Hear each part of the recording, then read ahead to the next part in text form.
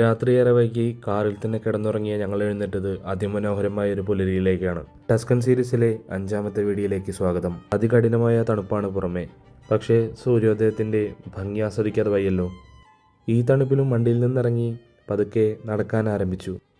ഞാൻ ജീവിതത്തിൽ കണ്ടതിൽ ഏറ്റവും ഭംഗിയുള്ള സൂര്യോദയങ്ങളിൽ ഒന്നാണിത്. തീർത്തും പീസ്ഫുള്ളായ അതിമനോഹരമായ ഒരു സൂര്യോദയം. ഒരുപാട് നേരം അങ്ങനെ അത് ആസ്വദിച്ച് അവിടെ നിന്നു. പിന്നെ പതുക്കെ വണ്ടിയെടുത്ത് യാത്ര പുനരാരംഭിച്ചു. കഴിവുള്ളൊരു ചിത്രകാരൻ്റെ ഒരു ഓയിൽ പെയിൻറ്റിങ് ക്യാൻവാസിൽ തെളിഞ്ഞ പോലെയാണ് ഇവിടുത്തെ ഓരോ പ്രദേശവും. ചുറ്റുമുള്ള പ്രകൃതി ആസ്വദിച്ചുകൊണ്ട് വളരെ സാവധാനമാണ് ഡ്രൈവ് ചെയ്യുന്നത്. ഒരിടത്ത് വണ്ടി നിർത്തി പതുക്കെ നടക്കാൻ ആരംഭിച്ചു.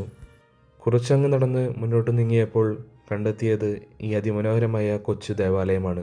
ജി അരവിന്ദൻ ചിത്രങ്ങളിലെ ഫ്രെയിമുകളെ ഓർമ്മിപ്പിക്കും വിധമാണ് ഇവിടുത്തെ ഓരോ കാഴ്ചകളും.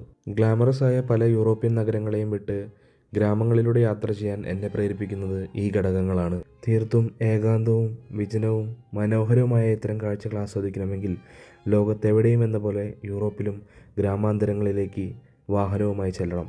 പിന്നീട് അവിടെ നിന്നും ഞങ്ങൾ ഏറ്റവും അടുത്ത ഒരു ഗ്രാമത്തിലേക്ക് തിരിച്ചു. ഒരു പ്രധാന കാഴ്ച ഇവിടെ ഞങ്ങളെ കാത്തിരിക്കുന്നുണ്ട്. അതും തേടിയാണ് ഈ ഗ്രാമത്തിലെത്തിയത്. എൻ്റെ എക്കാലത്തെയും ഫേവറേറ്റ് സിനിമകളിലൊന്നായ ഗ്ലാഡിയേറ്റർ ഷൂട്ട് ചെയ്ത ഇടമാണിത്. ഗ്ലാഡിയേറ്റർ 1-ാം ഭാഗത്തിൻ്റെ അവസാന രംഗങ്ങളെല്ലാം ഇവിടെയാണ് ചിത്രീകരിച്ചത്. സിനിമയുടെ ക്ലൈമാക്സിൽ റസൽ ക്രോ അവതരിപ്പിക്കുന്ന മാക്സിമസ് എന്ന ക്യാരക്ടർ പതിയെ മരണത്തിലേക്ക് അടുക്കുമ്പോൾ തൻ്റെ കുടുംബം ദൂരെ നിൽക്കുന്നതായൊരു രംഗം സിനിമയിൽ കാണിക്കുന്നുണ്ട്. അത് സിനിമാസ്വാദകനായ ആർക്കും മറക്കാനാവുന്നതല്ല. ഒരു തിരശ്ശീലയിൽ എന്ന പോലെ ആ രംഗമെല്ലാം ഇവിടെ നിന്നപ്പോൾ മിന്നിമറഞ്ഞുപോയി.